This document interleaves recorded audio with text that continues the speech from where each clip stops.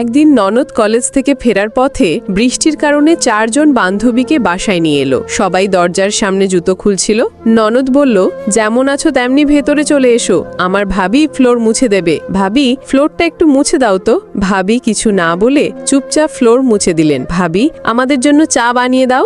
ভাবি চাও বানিয়ে দিলেন। বৃষ্টি হচ্ছে, খাওয়ার জন্য কিছু একটা বানিয়ে দাও তো। ভাবি চুপচাপ সবার জন্য খাবার রান্না করে দিলেন। সবাই আরামে খেয়ে নিল, কিন্তু ভাবি খুব ক্লান্ত হয়ে পড়লেন।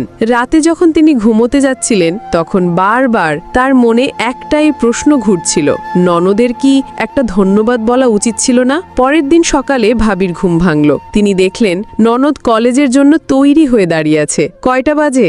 9টা বেজে গেছে ভাবি। কাল রাতে আপনি ক্লান্ত ছিলেন, তাই আমি আপনাকে ডাকিনি। আর হ্যাঁ, আমি নাস্তা বানিয়ে ফেলেছি আর আপনার জন্যও রেখে দিয়েছি।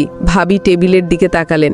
একপাশে নাস্তা আর তার পাশে একটা ছোট্ট চিরকুট রাখা, তাতে লেখা, থ্যাংক ইউ ভাবি, আপনি সব থেকে ভালো। ভাবি হেসে উঠলেন। তারপর মনে মনে ভাবলেন, সম্পর্কে ভালোবাসার পাশাপাশি সম্মানটাও অনেক জরুরি।